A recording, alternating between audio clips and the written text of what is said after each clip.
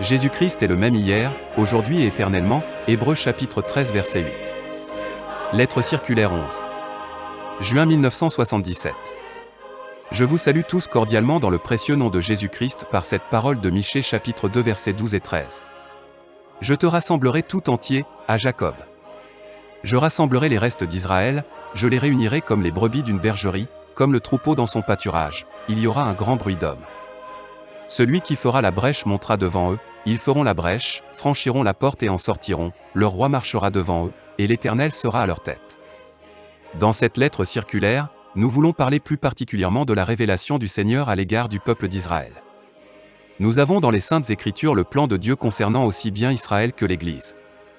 Déjà beaucoup de choses ont été dites, écrites et interprétées au sujet d'Israël, et cela d'après la parole prophétique et les épîtres de Paul. Malgré tout, il est nécessaire que nous méditions sur la révélation reçue, en rapport avec Israël, car ces derniers temps, nous avons entendu, ici et là, le bruit fait au sujet des 7 tonnerres. Dans Apocalypse chapitre 7 versets 1 à 8, il est question des 144 000 Israélites qui sont marqués du sceau sur le front. Au chapitre 14, ils nous sont présentés se tenant sur la montagne de Sion avec l'agneau. Entre ces deux chapitres, le ministère des 2 prophètes nous est décrit au chapitre 11. La question que nous voulons poser est celle-ci: comment le Seigneur se révélera-t-il aux Juifs? Quand regarderont-ils à celui qui l'ont percé? Quand se lamenteront-ils sur lui comme on se lamente sur un fils unique? Quand sera ce qu'un esprit de grâce et de repentance sera répandu sur eux? Quand reconnaîtront-ils le Messie? Zacharie chapitre 12 versets 10 à 14. Lors de la première venue de Christ, l'ensemble d'Israël ne reconnut pas son Seigneur. Cependant, à sa deuxième venue, ils le reconnaîtront. Lors de l'ouverture du livre scellé, dans Apocalypse 5, nous voyons clairement qu'il y a 2 parties, celle qui se rapporte à l'Église, et celle qui concerne Israël. La proclamation faite à l'occasion de l'ouverture de ce livre disait: « Voici, le lion de la tribu de Juda, le rejeton de David, a vaincu pour ouvrir le livre et ses 7 sceaux. » En tant que roi, le Seigneur est le lion de la tribu de Juda, en tant que fils de Dieu, il est l'agneau immolé. Cependant, bien qu'on ait annoncé à Jean un lion, c'est un agneau qu'il vit s'avancer pour prendre le livre de la main droite de celui qui était assis sur le trône. En relation avec l'Église rachetée, Jésus est l'agneau immolé. Et, dans ces derniers jours, l'ensemble des mystères concernant l'Église des nations, qui étaient demeurés cachés pendant des siècles, a été révélé lorsque le 7e ange des âges de l'Église a fait retentir sa voix. Quand l'agneau eut pris le livre, les 4 êtres vivants et les 24 anciens se prosternèrent devant l'agneau, tenant chacun une harpe et des coupes d'or remplies de parfums, qui sont les prières des saints. Et ils chantaient un cantique nouveau, en disant: « Tu es digne de prendre le livre, et d'en ouvrir les sceaux, car tu as été immolé, et tu as racheté pour Dieu par ton sang des hommes de toute tribu, de toute langue, de tout peuple, et de toute nation. » Apocalypse chapitre 5 versets 8 et 9. Il apparaît très clairement qu'il s'agit ici du groupe de ceux qui ont été rachetés d'entre toutes les nations païennes. Lorsque, dans un contexte déterminé, les 24 anciens et les 4 êtres vivants nous sont montrés, c'est qu'il s'agit de l'Église et non pas d'Israël. Il nous est dit que les prières des saints furent présentées comme un parfum, et nous retrouvons cette même pensée exprimée au chapitre 8, la fumée des parfums monta, avec les prières des saints, de la main de l'ange devant Dieu.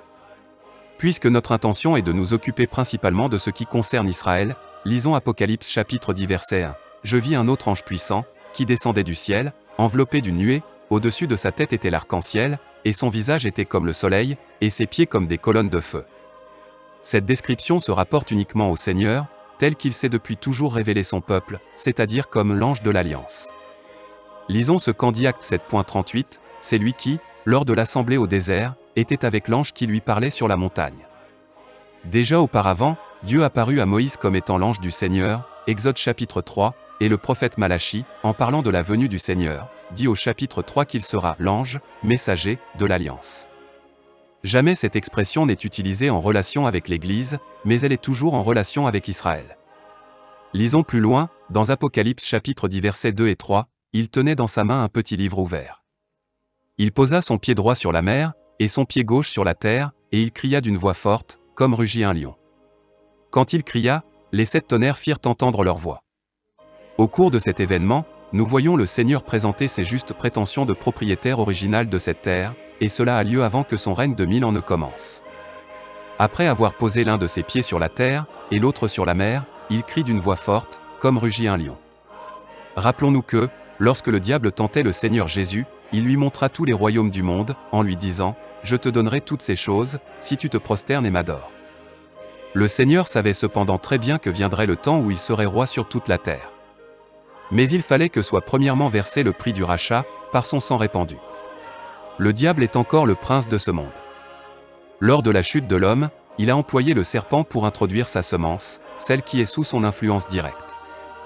Dès lors, deux lignées se perpétuent sur la terre, et c'est pourquoi le Seigneur déclare au serpent, dans Genèse chapitre 3 verset 15, « Je mettrai inimitié entre toi et la femme, entre ta postérité et sa postérité, celle-ci t'écrasera la tête, et tu lui blesseras le talon. » Par la séduction d'Ève, Satan entraîna l'humanité entière dans la mort et la corruption.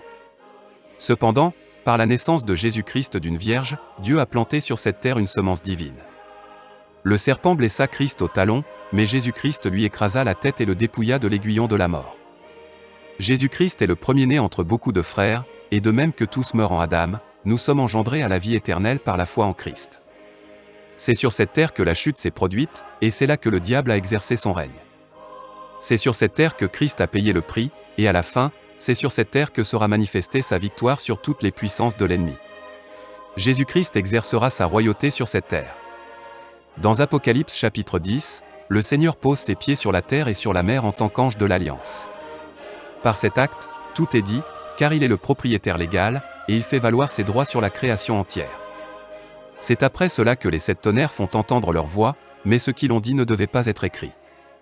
Il y a ceci de remarquable, dans Apocalypse chapitre 10, c'est que le Seigneur apparaît tout seul. Ni l'épouse, ni les armées célestes, ni les 24 anciens, ni les 4 êtres vivants ne sont présents. Ceci est comparable à la manière de faire de Joseph qui était un type de Christ, et qui fit sortir tout le monde, pour demeurer seul lorsqu'il se fit connaître à ses frères. Si Dieu avait voulu que soit prêché ce qu'ont dit les tonnerres, il aurait fait en sorte que cela soit écrit dans la parole. À nous, le Seigneur adresse uniquement cette invitation, qui est une exhortation, heureux celui qui lit et ceux qui entendent les paroles de la prophétie, et qui gardent les choses qui y sont écrites.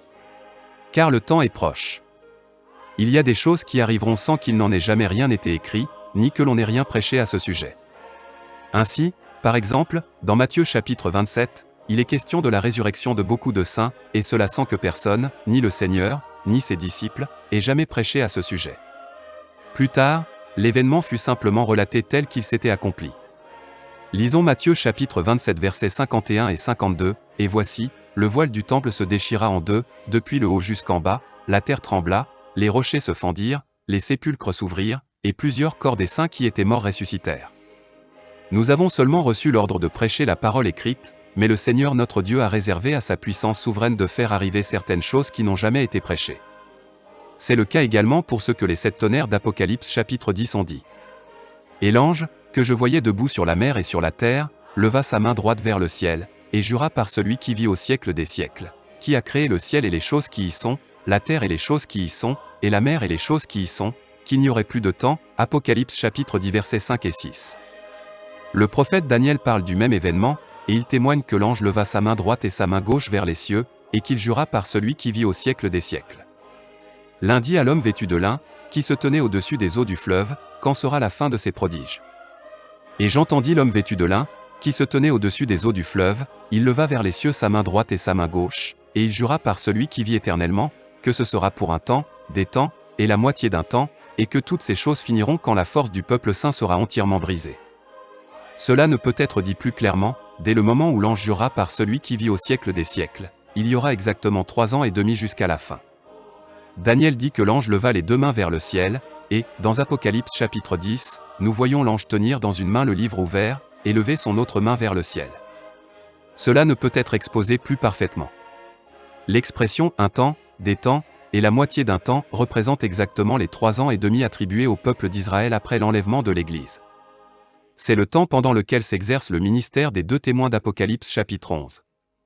Dans Apocalypse chapitre 10, versets 8 à 11, Jean entendit une voix lui dire « Va, prends le petit livre ouvert dans la main de l'ange qui se tient debout sur la mer et sur la terre. Prends-le, et avale-le, il sera amer à tes entrailles, mais dans ta bouche, il sera doux comme du miel. » Plus loin, il lui fut encore dit « Il faut que tu prophétises de nouveau sur beaucoup de peuples, de nations, de langues et de rois. » Au chapitre 11, il est écrit que les 2 prophètes prophétiseront exactement 3 ans et demi. Ils recevront de Dieu l'autorité absolue pour prononcer en son nom ce qui devra arriver. Retenons bien cela, c'est que dans Apocalypse chapitre 10, le Seigneur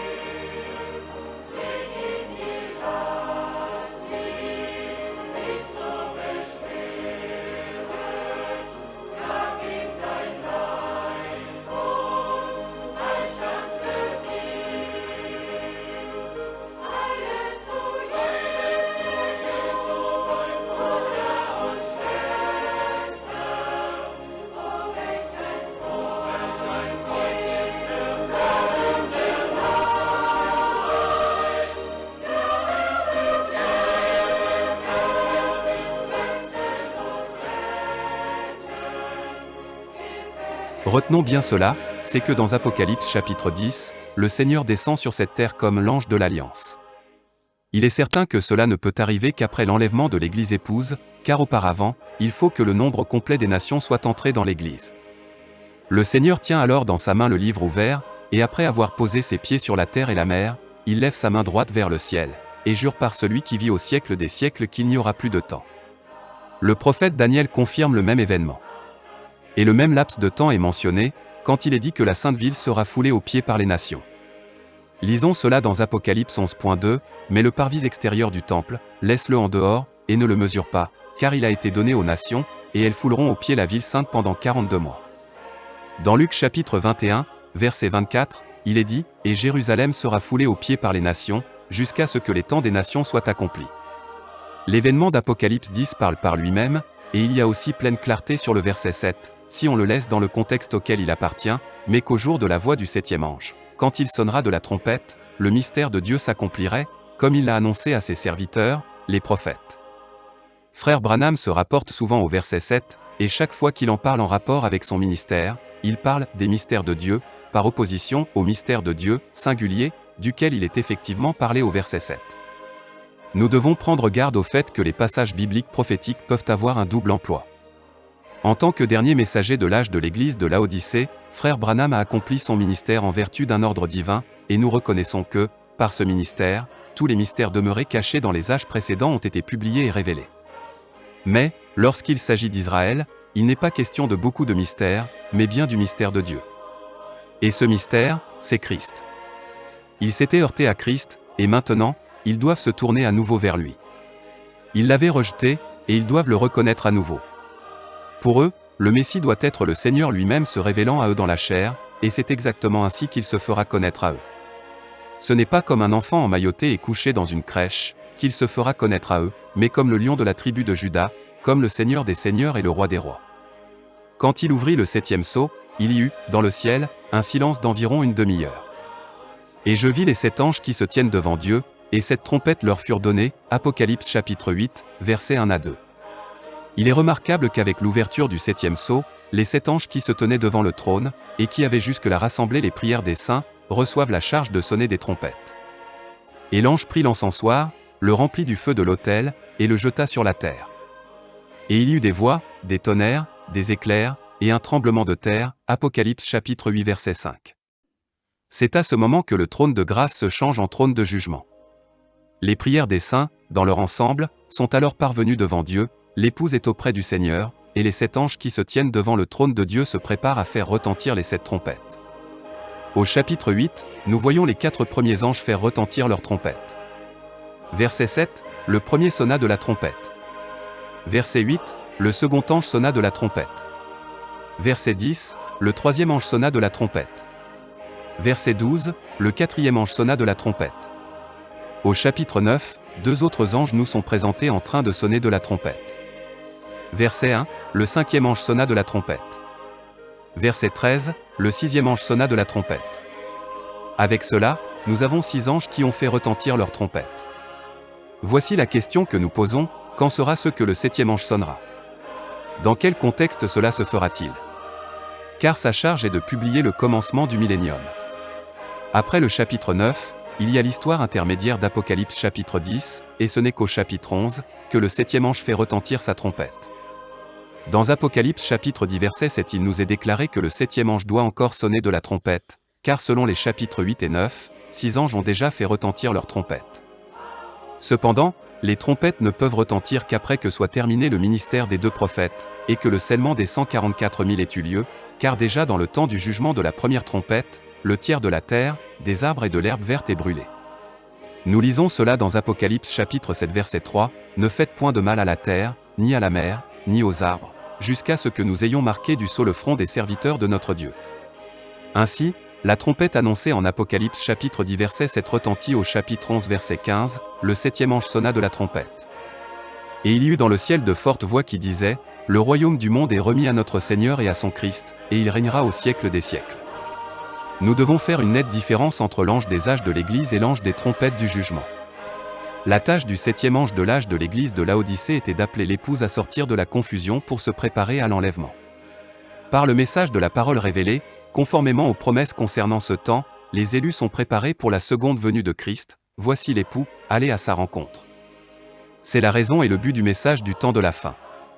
Mais, lorsque le 7e ange sonnera de la trompette selon Apocalypse chapitre 11 verset 15, ce sera pour publier le commencement du règne de 1000 ans. Nous voyons donc combien il est important qu'un passage prophétique soit présenté sous la direction du Saint-Esprit dans son véritable contexte. Actuellement, dans le temps de l'épouse, il s'agit de plusieurs mystères, de tous les mystères qui ont été révélés en ce temps. Mais pour les Juifs, il s'agit d'un seul mystère, c'est-à-dire du mystère de Dieu qui arrive à sa fin. La parole de Dieu parle pour elle-même. Chaque interprétation de la parole prophétique faite selon la propre volonté de l'homme déclenche une fausse alerte, ce qui provoque toujours la déception de ceux qui s'y sont confiés. Mais personne ne peut annuler des faits bibliques et une démonstration conforme aux Écritures. C'est pourquoi il ne peut y avoir de place ici pour la spéculation. Que le Seigneur vous bénisse tous. Agissant de la part du Seigneur. Frère Franck.